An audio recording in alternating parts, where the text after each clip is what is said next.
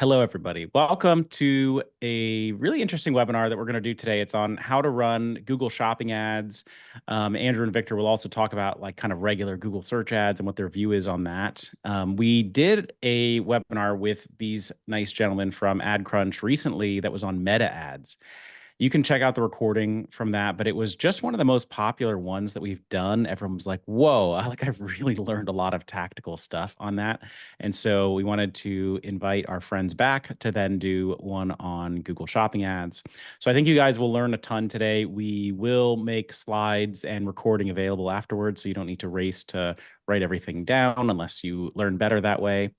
And yeah, definitely shout out in the chat here. We got a big crew, so let us know who you are, where you're coming in from, what your brand is, all of that good stuff. I'm gonna check some of the Q&A. If there's something urgent, I might raise it. Otherwise, I'm gonna try to probably save some of it for the end. And with that, I am going to pass it over to our friends from AdCrunch. What's up, guys? Hello, hello. Yeah, we're AdCrunch. We're a growth agency, and we have a very unique process when it comes to Google, Meta, and just growing companies in general. Basically, like we focus on the whole organism, right? Not just like one specific part. And so that's a little bit about us. And yeah, we're gonna talk about Google Shopping ads today. And yeah, so me and Victor, basically we have a growth agency. We worked on both sides. So we were both CMOs at a company, and we've also worked on the agency side as well. So we've worked for brands like yours in the CPG space. And then yeah, Victor, do you have anything else you want to add here? Yeah, I mean, we're pretty obsessed about growth, and Mhm. a lot of the things that we'll go through are going to be pretty data-driven and tactical. And so, one thing I do want to throw out there, love the engagement from Startup CPG, and thanks, to Daniel and Yeah. team again for having us back. We've really enjoyed our time here, and the responses, even from the last episode, was amazing. We got to connect with a lot of you, and we got a chance to see the brands you're building, and want to encourage you guys to keep going, right? It's going to be an interesting Q4 in 2024, in the e-commerce space especially. And so, we can touch base on some of those things.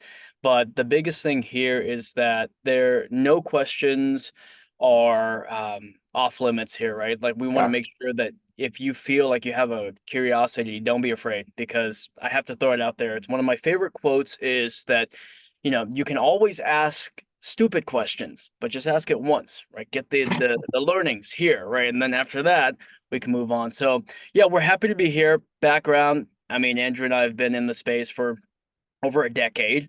We This is something we live and breathe, and it's still very exciting to us today. Exactly. And yeah, Victor and I, this is just a bunch of sales copy. We have to have it. It's obligatory. So we basically generated like a crap ton of money for companies. And yeah, we through multiple disciplines. So there's like Meta, Facebook, publishing, affiliate, like we've done quite a bit of things. So same thing with Victor. We're awesome. And we've generated a crap ton of money for people. So and yeah, some big brands we've worked with, and yeah, very big brands we've worked with. And here's the uncomfortable truth: if you're using Google, if you're not using Google Shopping, you're never going to scale effectively. So I'm going to go over like first things first. When should you consider Google Ads? So just so y'all know, there's kind of this bifurcation right now. Like I know some of y'all are probably thinking Google search, some of y'all are probably thinking shopping. A lot of times with CPG brands, if you just Google your product, you're just going to see shopping listings on that results page. So Google is continuing to push search down and down. They want you to use Performance Max / Google Shopping. They do not want you to use search, and results have really kind of fallen off a cliff over the last 3 or 4 years with just search, unless you're doing like lead generation, things like that, right? So here are a couple of things you should consider when you're doing Google Ads, like, what are thresholds, like revenue, growth goals. A lot of times Victor and I say, like, make your first $500,000 doing something organic. Figure out your product, figure out your website, figure out some of these things first, and then you can come and, amplify that with ads. So we'd recommend that for Google, for Meta, whatever you're trying to do, try affiliate first, try a couple of other things first, get everything ironed out, and then use these products, Google, Meta, to amplify. So that's kind of like revenue threshold, spend threshold. If you just want to start playing around before then, I totally recommend it. Play around with a minimum of $100 a day. And yeah, just make sure it's something that you're okay with losing, because you're going to lose money at first, right? And so just make sure that loss is not going to be detrimental to your business. Play around with it, learn some things, learn the platform a little bit, because at some point when your company grows to a certain level, you're going to have to hire someone for this. So you should at least know a little bit about it. Another thing, consider if there's even search volume for your product. So, right, if you're making potato chips for hamsters, there's probably not going to be any search volume, right? Nobody's searching that on Google. But if you're making regular potato chips for humans, probably a lot of search volume. And yeah, we'd say if there's no search volume for your product, you need to drive awareness. So we would use a different platform like Influencer or Meta instead. Yeah, if you decide on Google Ads, how deep do you dive into it? That's kind of up to you all. Do you want to learn? Do you want to learn it, or do you want to hire for it? Right? You have to make that decision. When hiring, you're going to want to ask, like, this is our number one question that we ask people when hiring, is what's your process, right? What's your framework for scaling? Because if you asked us what our framework is for scaling a Google Ads account, I can tell you, like, here's my research framework. So first of all, I'm going to go to Keyword Planner. Then I'm going to go to the SERP. Then I'm going to look at all the images in the search engine's results page. Then I'm going to look at the things that Google deems important, the categories on the left side of the search engine's results page. Then after that, I'm going to run a title test. I'm going to duplicate your feed 5 times. I'm going to create 5 different variations of the title. I'm also going to do this with your images, and so on and so forth. So if somebody can't tell you very easily what their process is, or if you ask them, what's your framework, what's your process, and they can't tell you what that is, and they just say, oh, well, I take the winners and I put them in this campaign and this is how we scale it, like, not a good hire. Also, just a lot of questions we get a lot of the time. It's just like, is branded bidding good? Is it bad? You should definitely bid on your own terms. It should not be more than 10% of your total budget. So never more than that. You should not bid on your competitors' terms if you are doing direct response marketing. It works if you're Coca-Cola and you're branding and you're making $50 or $100 million and you have budget to blow. Definitely do that, because you just want to get your name out there. But before that, if you're more worried about, direct response, am I going to make money off of each click? We would not bid on our competitor terms, and we would only spend 10% of our budget on our own terms. Also, just a real quick thing, how does Meta and top of funnel marketing channels and Google work together? Google is going to capture the demand. So like, if I don't have a question, I can't go search it on Google. So that's where kind of like affiliate and Meta and OTT, like TV advertising, all of that stuff will put a question in somebody's head, and then Google comes in and it captures the demand. So that's really the important differentiator. You usually cannot usually hit a cap scaling with Google. And so you'll have to figure out what that is for your product. But that's whereas, like, you don't really hit a cap, scaling with top of funnel solutions like TV, programmatic, or Meta, right? So Google, you can only take advantage of the search volume. You can't really create more searches. Whereas these other platforms, you can create more searches for your product.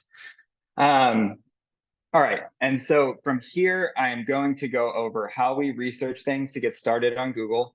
Then I'm going to go over 2 tactics, and I'm going to show you them, and it might be confusing, and that's okay. And it may not make that much sense, and that's okay, but you'll have this recording, and you can always ask us questions after. And then we'll open up to a Q&A. So first, we really use Keyword Planner a lot. We're looking for modifiers and problems we can add to our product title for Google Shopping. And then we also do competitor research. So we look at our competitor search ads, what do my competitors' ads look like? What will stand out? And our shopping listings. So what does the search engines page look like and what will stand out?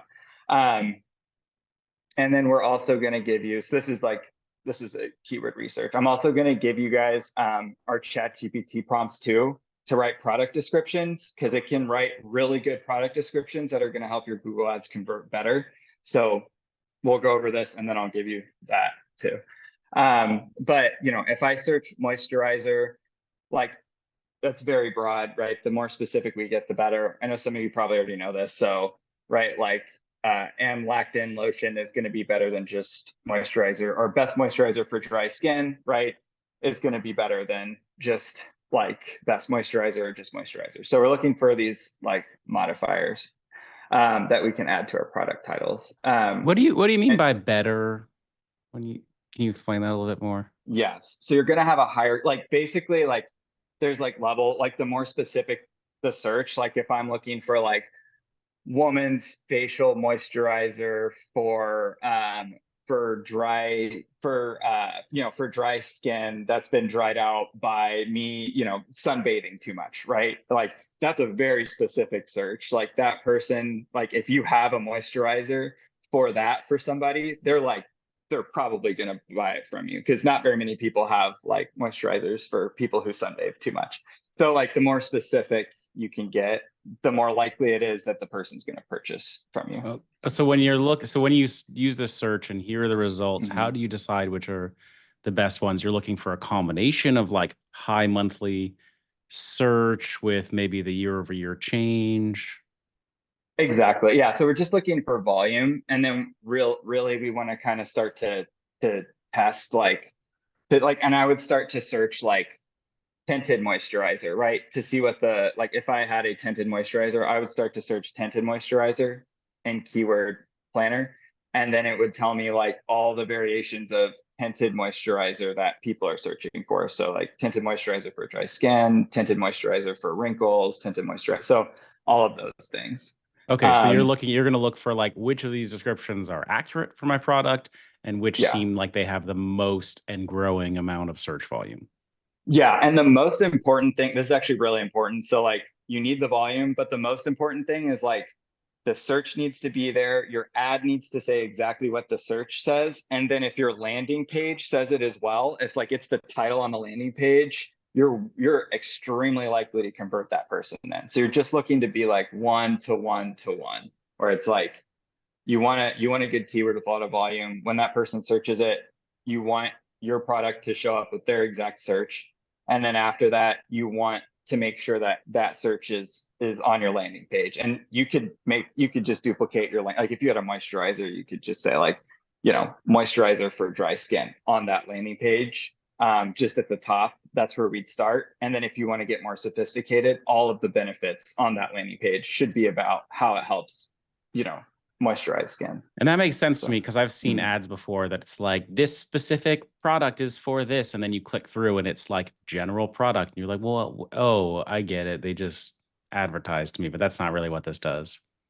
Exactly. Yeah, exactly. So it's always like 1-to-1. It's just continuity. So that's a really important thing we look for when we're looking at brands. We look at like continuity, where if and that's something Victor and I catch a lot, like exactly what you just said, Daniel. Like people will be like, oh, I'm running an ad for a moisturizer for dry skin, but then the page I'm sending to says that it like helps wrinkles. And it's like, well, then that person's bouncing. So yeah, I'm going to Amazon and searching for, dry skin moisturizer then after that. Exactly. Yeah. Yeah. And so, yeah. And then search ads, like I'm always looking at top ranking organic ads and listings. I want to see what they have in them, what kind of offers they have in them. And then I'm taking their descriptions, I'm putting them in a document, and I will upload this to like ChatGPT later. So, and this is just to like this is just to have it and analyze patterns within my competitors' ads, so that I know what patterns are working for my industry. So when you put that in, you're giving ChatGPT an instruction around that, saying, analyze this for patterns, literally. Yes, exactly. And then I have that. We'll go over that later, but this is an easy way to write like product descriptions too. So like, I don't know, if you have like if you have 100 products that you're looking to make your product description better, you could use it to do this as well. And I'll show you how to do that here in a second. And then shopping. So this is what we're talking about. So really, really important here. We're just looking to draw attention. So, I mean, I know I've pointed it out in here, but this Stratia, this has a yellow background. If you search for your product and everybody else has a white background, use a color background. You're going to draw clicks. You're going to draw attention. It's so simple, but people don't do it. Like, and if you know, everybody else has a colored background, use a white background. If everybody else has like, you know, and same thing, like you can try, I put some tactics in here, but like have a picture of somebody holding it up, right? In the SERP, right? You could have a picture of like a hand coming up. Where do you, somebody asked, where do you have background color? So you would just, you'd have a graphic designer do that. So it's like, it's just something you'd have a graphic designer do. And there are a couple of image styles we test first, and image frameworks we test first. And I'll give you those here in a second, but also this is what we like to do. So we'll search our exact product. So this product was a ceramide moisturizer. All of these other ones, white backgrounds, yellow. This worked really well. This literally cut in half our CPA. Like it took us from like, I think it was like $40 CPA to $20, just doing a color background. And then this is very important too, here on the left, where it says facial moisturizers, body lotion, hand cream, facial serum. So these are all related categories. And then skin type. These are all hints at what you should be putting in your title to make, this is what you should be like testing to figure out how to make your titles better. So ceramide moisturizer for dry skin, that's a good title. Ceramide moisturizer for oily skin, that's a good title. Ceramide moisturizer for all skin type is a good title. Ceramide moisturizer for combination skin is a good title. And down here, you get more features, right? Fragrance-free ceramide moisturizer. These are things people are searching in Google. Instead of doing the research, Google, you know, you could see it on Google because it's kind of coalescing all of these search types for you and putting it in the left bar here. So this is like gold if you're trying to figure out what you should test in your title. Next.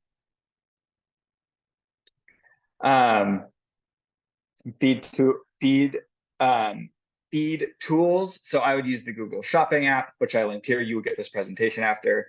And then if you want more control, Data Feed Watch, we build all of our feeds because we like to have control over it. We do a lot of like duplicating items. We do a lot of duplicating bestsellers to test different types of like image structures and title structures.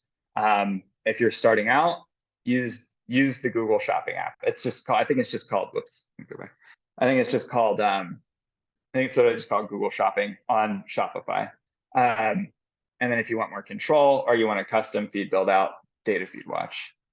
And then, yeah, so here's my documentation on how to set up an effective Google Shopping feed. So this is yours. It's my gift to you. Important, this is my ChatGPT prompt, and ChatGPT prompt posted results. So these will help you like write ads, you know, headlines, descriptions, doing a minimal amount of work, and it works. And we'll send all this stuff out with the slide deck after the presentation, so it'll hit your inbox. And we're also recording the presentation. It'll be on our YouTube in 1 week if anybody wants to access it.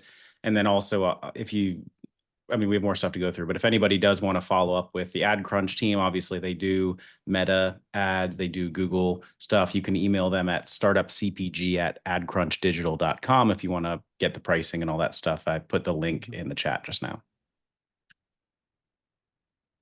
And then, so title formula, this is a lot of words. I'm going to go over it real quick.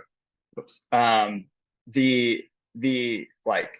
We always do product name / type. So it would be ceramide moisturizer. It's very important that you don't just put like moisturizer, that you put what your moisturizer is and who it's for in your title. So like woman's ceramide moisturizer will work way better than moisturizer.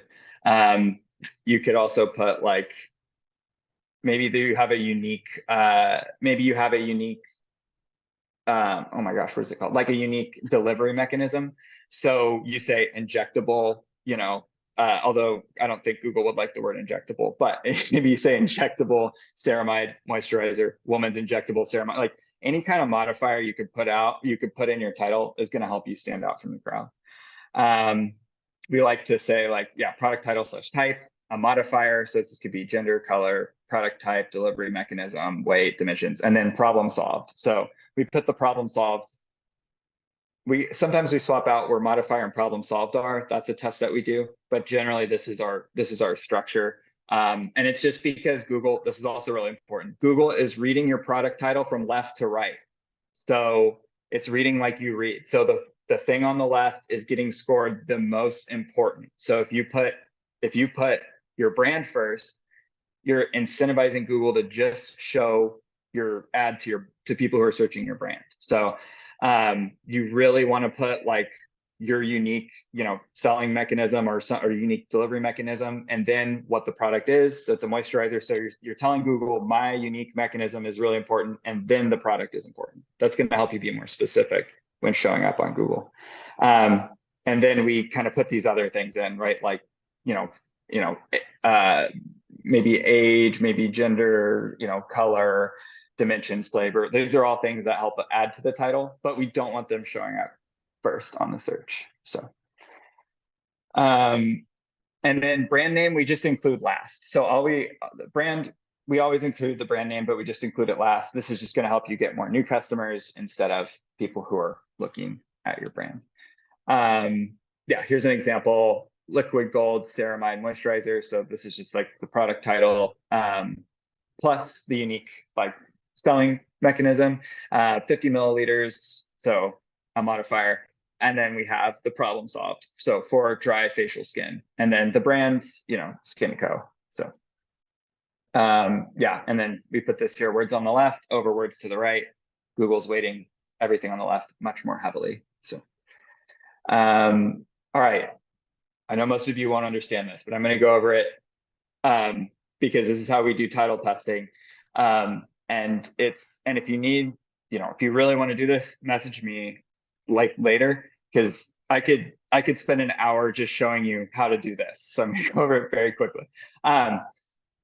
We're going to take our best-selling product when we're doing a title test. We're going to duplicate it in the feed 5 times. We're usually using 5 different titles.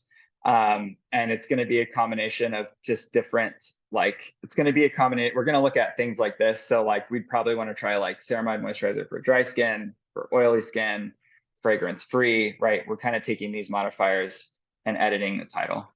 And we're going to give the product a different product ID.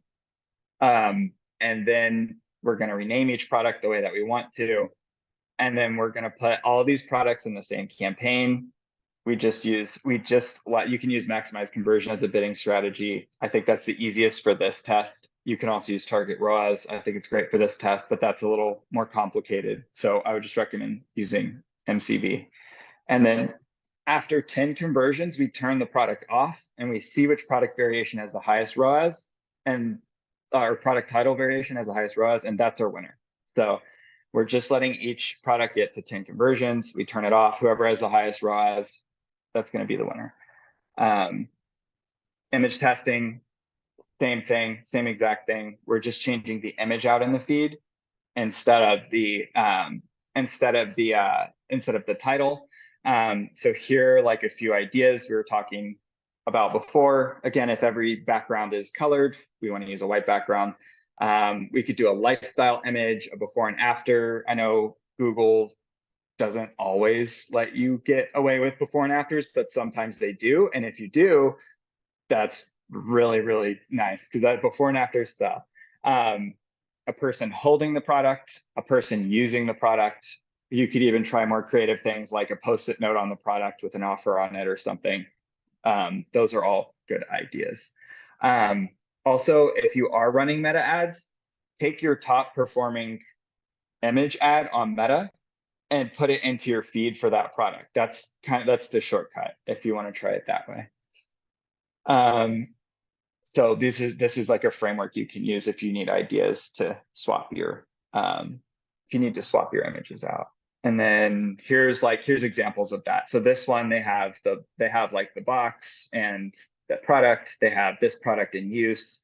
A lot of these are just images of the product on a white background, but some of these have different backgrounds. So this is a good search because it shows you just different styles you can use when testing different images. So here are brands to follow. Oh, and then let me go back to the ChatGPT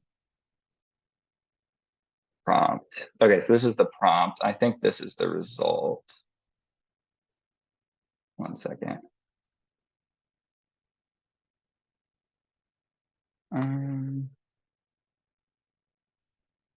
Uh-oh. Okay. This was the result. I think this is the, so this is the prompt. And actually, I should keep that open too.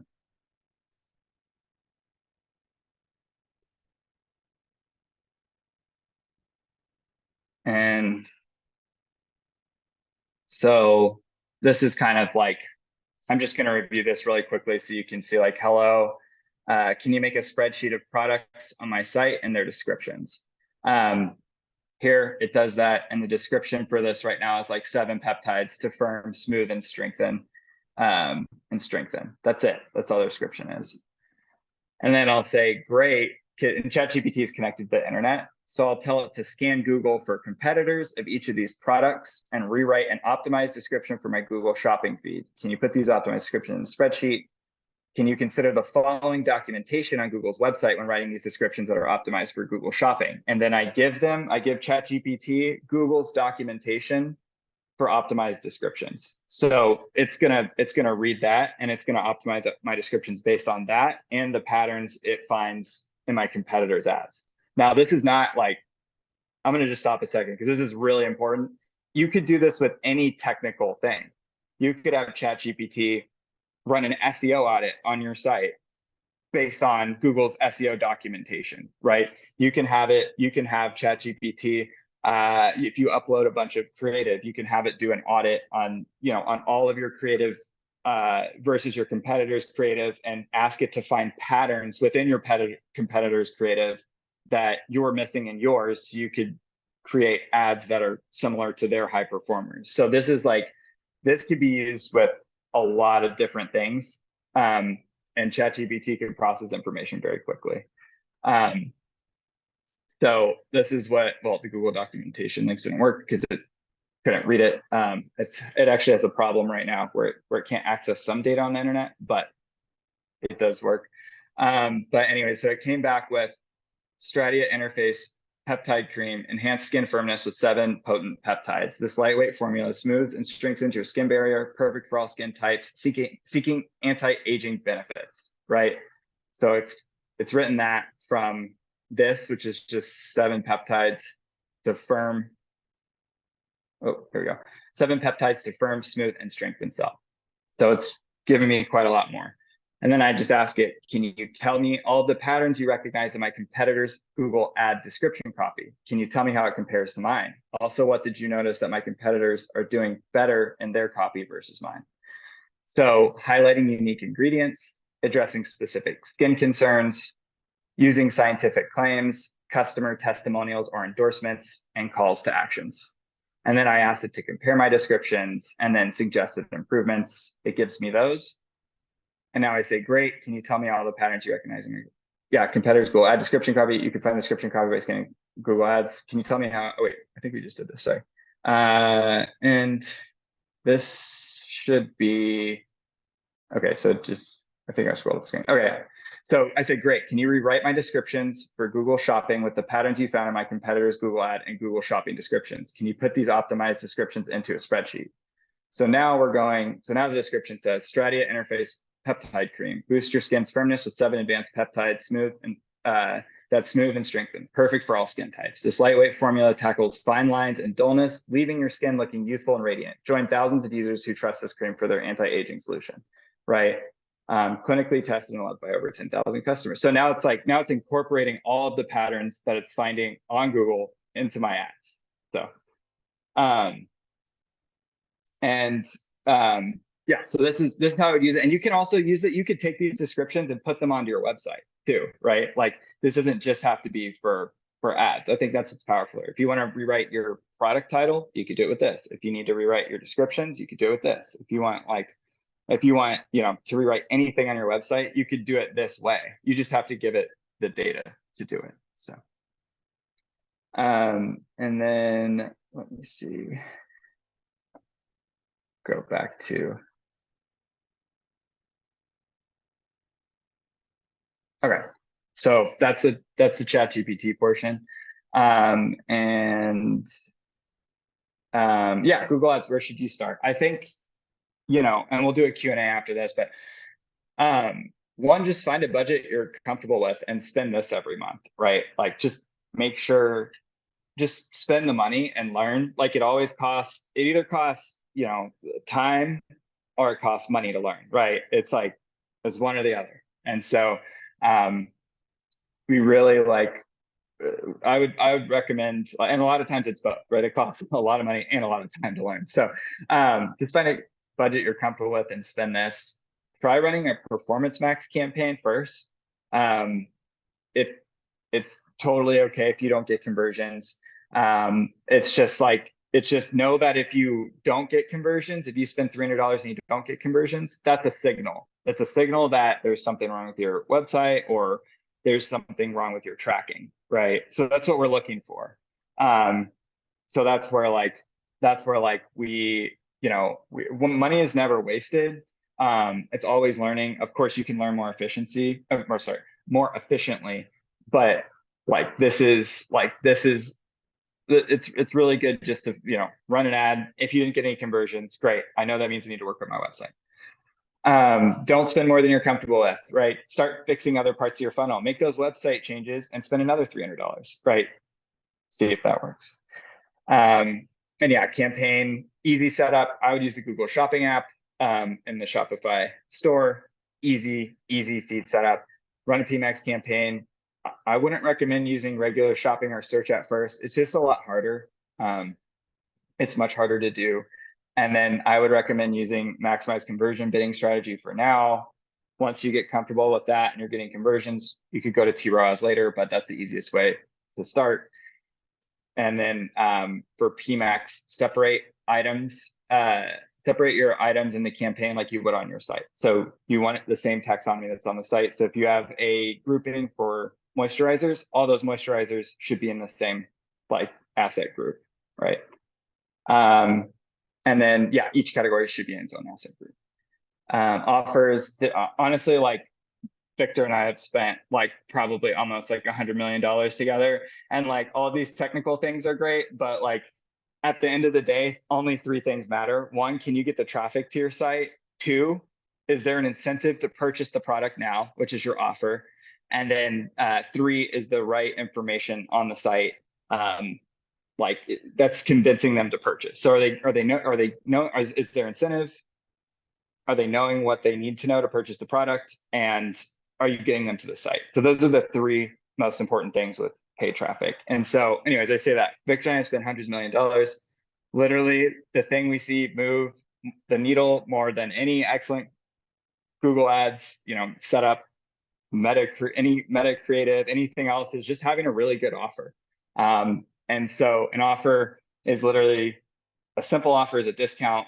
A more complicated offer would be spend $300 and get a $50 gift card plus 3 bottles of our Ceramide moisturizer, and then also get added to our monthly VIP list where we release special products, right? That's you could go, there's a lot of in between there. And we've created a worksheet that you can follow. It gives you a lot of ideas. Which you could see $7 trial to subscription, gift with purchase, gift over a certain threshold, a special item. We see this work really well during sales. If you have a special item people can't get unless they spend over $200 during Black Friday, that works extremely well. It's got scarcity built in. It encourages them to spend a lot of money to get the special item that they can only get during a certain time of the year. sample pack with purchase. Oh, go ahead, Victor. Yeah, one note on offers. So offers are going to be your highest lever for scaling. Yes. Right? Any Yes. good growth marketer will tell you that it has the highest lever. Either offers or your selling mechanism. It's how you sell, which is why a Yes. lot of CPG brands that are successful are opting into figuring out how to do more continuity plays or auto ship plays, right? So now it's like, let's get subscriptions, right? Because from there, you get them in, you're going to increase the value of your customers more. So now you can spend more to acquire. And then when you keep, that customer, you're not paying the customer acquisition costs again. Whenever you are getting, repeat purchases, you're going to have more of the margins there. And then the other thing that, to note here is as we're going into Black Friday, Cyber Monday, offers are going to be key. So, for a lot of our Huge. clients that we're working with already, we prepared back in July. So if you haven't done that, one thing to do would be come up with, at the very least, a great offer to run. And if you have a product that is below, I would say, $300 to $500 in AOV, or which is average order value, then you should not do an offer. If you're doing a discount, simple offer, don't do below 20%. There's a study that came out. God, which one I read? Maybe I can share with you guys, but people are now, not sensitive if it's below 20% on that kind of scale, because they're thinking, well, I can get that same offer if I put my name into your email thing and get like a 15-20%. Now, if that's the case though, and you have a bigger number, aside from percentage, then do dollars off. So like get $30 off, get whatever that may be on this threshold of a sale. Yeah. So that's all I wanted to throw. Exactly. Yeah, exactly. And then also this BFCM is coming up. Like I would really recommend this for y'all if y'all are running any ads right now. Like tell people in your ads starting in October, run ads to acquire emails, and just get it in front of the people who are familiar with your brand or have interacted with your brand. But we're doing this with all of our clients. But first, it could be 25, it could be 50, it could be 100 people. First 100 people to the site are going to get 50% off. And what this does is this is going to drive a massive amount of traffic to your site. And then you could have this happen at like first 100 get 50% off, right? The next 100, the next 100 people get 30, and then everybody else gets 20, right? And so that's where like this is a good way to like actually drive a ton of people to the site for BFCM with only giving so a really good offer to so many people. Like if you think about it, it's literally, I don't know if y'all ever stood in line for a doorbuster at Best Buy, right? Like this is exactly it. Like this is your doorbuster. And like it's like, I remember literally when I was 16 waking up at like 5 in the morning to go to Best Buy to get $1,000 TV for $400. And like this is exactly what Best Buy is doing. This is what Walmart's doing. This is what all these guys are doing to just drive massive traffic to their retail locations on those days. So yeah, and then so let's go back to here. So the reason we recommend offers, it's literally, actually, let me go back to slideshow.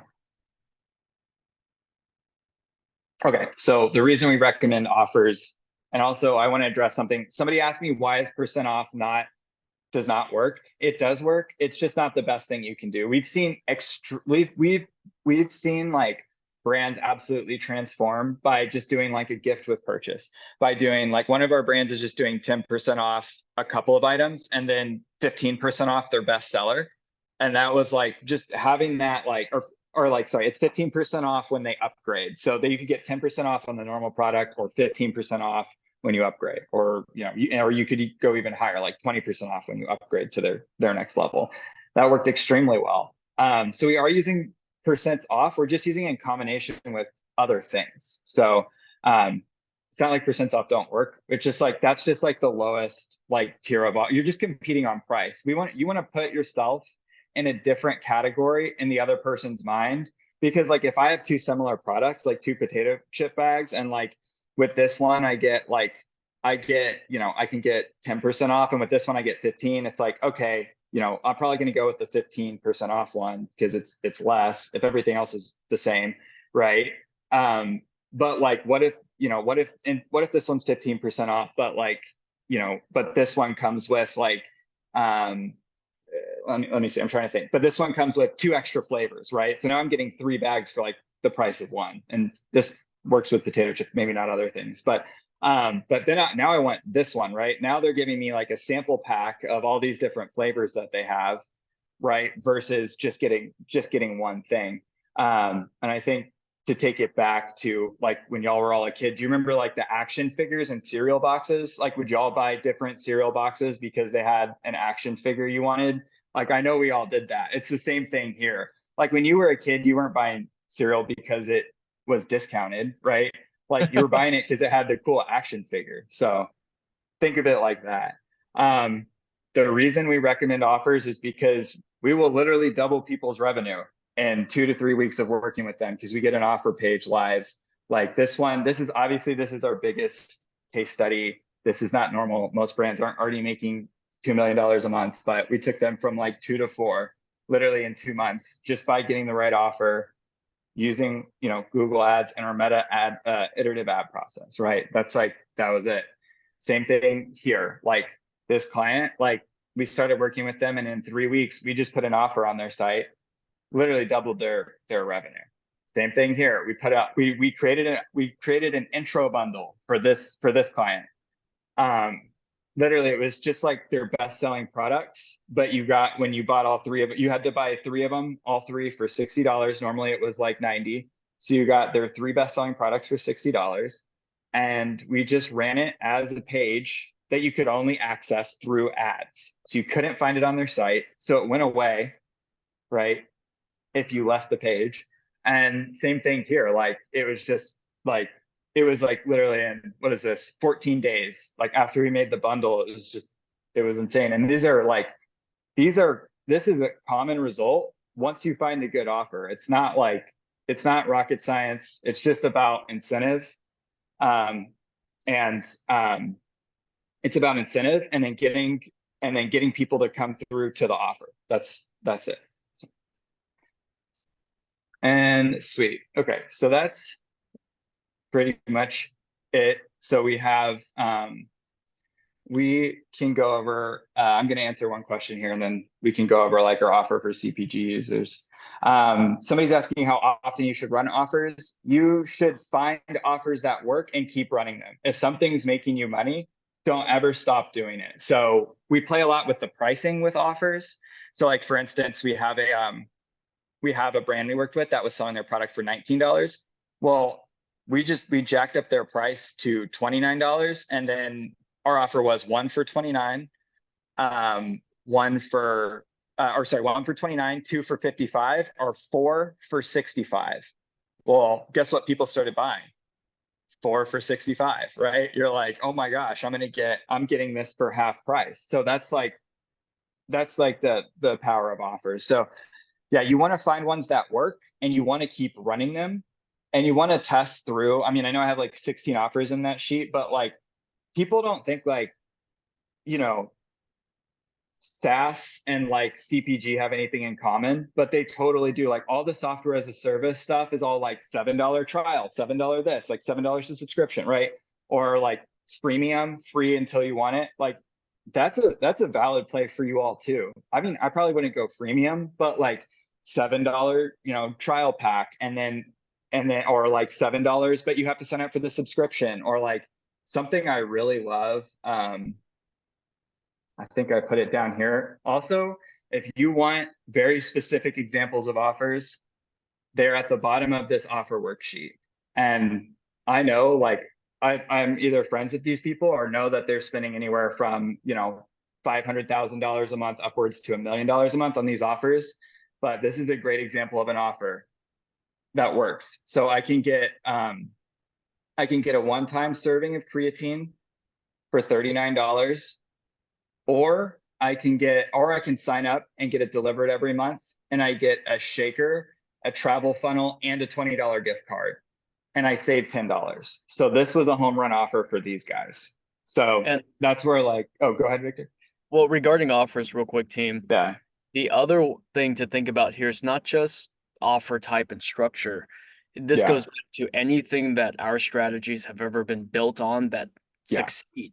You have to know the behavior of your audience and how they buy, how they use your product and stuff. And then when you get that down, then you can come up with offers that are enticing, that also make sense. I mean, it makes Yeah. sense for creatine, right? Because we know users, for example, one audience that you might be targeting are bodybuilders, and you have to load creatine. You have to, right? And so now you're like, hey, never lose your gains. Make sure that you're there. We got this stuff and we're gonna support you through that. If you do this, we're also gonna give you a shaker because now we know you're in the gym. So it's relevant for that offer because you're in the gym, you got to be on the go. And then whatever it may be, the packets, one of our other brands that we're working with, they're coming out with travel packs, right? So it's like, hey, Yeah. here's an offer, right? Like if you are using this a lot, obviously like you're gonna want to travel with this. We're gonna do single serving packs. And we're gonna throw this in there, as a complimentary gift. And then if you opt into, a subscription, we'll make sure you always have all these different things. So I would say thinking about that, understanding that's gonna be key. And the other thing is if you don't know that, I mean, you can go back to the episode that we did with Startup CPG on Meta, because you can really do a lot of these tests on Meta where you're testing pain points, you're testing offers, you're testing everything. It's just cheaper to do on that front. You get these signals and you go back, and everything that you learn from your messaging tests, you can actually go and use that in your emails, your website, and Yeah. all your Everywhere. ads. Yeah. And then these are just other quick examples. So this was the intro bundle. It's literally just like, it's just their top three, like, okay, so it's actually their top three products. So they were 60 normally, now they're 40, right? So you save quite a bit of money. And so you can get this intro bundle. And then this page is actually 404, which sucks.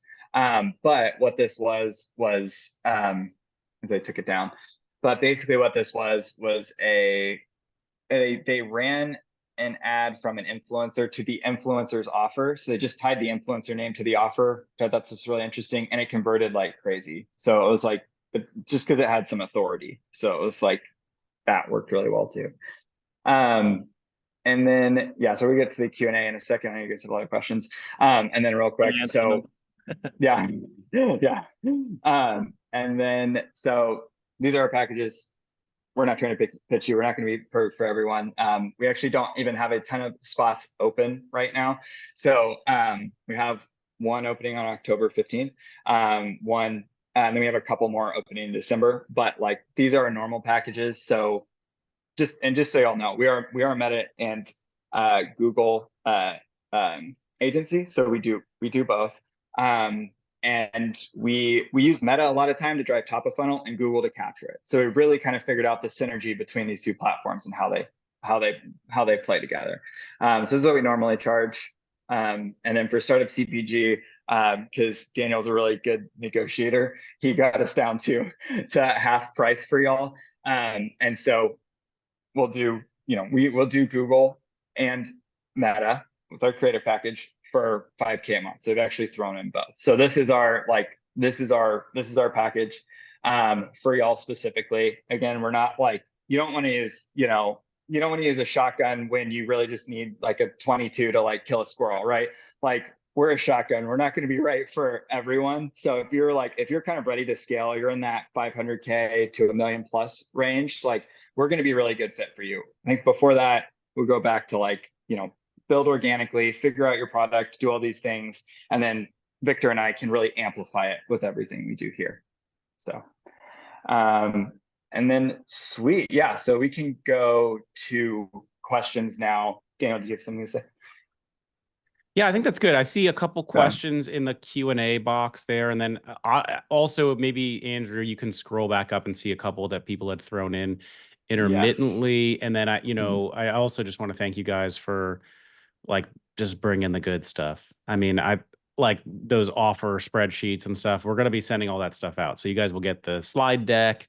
And I mean, I can imagine everybody is just going to be cherry picking tons of stuff. So like the intent of this is for all of you guys to learn a lot of stuff about how you can do this on your own. Also, if you get to that scale where you think it makes sense to work with these guys, you can see they definitely know their stuff. So you can email them at startupcpg@adcrunchdigital.com. I put that in the chat as well. So I was killing time, Andrew, so you could tee up some of the questions, hopefully find those. There we go. And then, sorry, I see a webinar chat. Is there another chat for There's a questions? button at the bottom that says Q&A, but there are just two in there. I'll just tell you, Okay. one person asked if you had, with those colored backgrounds, like, do you ever get disapprovals or issues on those because Google likes white stuff, images? No, and a lot of times if you just reach out to the rep and you're like, hey, like, why is this disapproved? They'll approve it. I've actually never had a disapproval on a colored background. I've had disapprovals on like before and afters. A lot of times you can eventually get those through. And then I like, you would definitely get a disapproval if your image had any text over it. So sometimes if you do like a sticky note on your product or something, it may get disapproved because there's like text in it technically, but that's really it. So. Okay. How often should you change product titles? So once you find one that works, you want to use it for all of you have that structure for all of your products. So I wouldn't recommend just changing things for the sake of changing things. Like I would always test, like I would, if you're like, okay, I want to test product title structures, like, every 2 weeks, like I would go on like I would run a testing schedule. And then I would test like every 2 weeks. But if you have a winner, like don't change it until you find something that's better. So. Okay. Loretta had asked, what about like when you doubled revenue for that one client, like, well, what are the profitability? Like, you're getting offers together, you have that 4 for 65, like that hits them on profitability, right? Or what, how do you talk to brands about that? Yeah, so it's not really a problem. Like because we structure the offers to where like there should be more total like, yeah, maybe your margin gets lower, but like your total cash flow should increase. So like if I'm normally only selling one thing to someone for like $19, like wouldn't you rather sell like, 3 of your things to them for $40? If each thing costs you like $2, it's like I'd rather sell 3 for 40 than 1 for 19. So yeah, maybe your margin comes down a little bit, but realistically, instead of making, what I say, $3 a product, so you're only making like $17. If you sell 3 for 40, then you're making $31, right? Like I think that's way better than making 17, you know.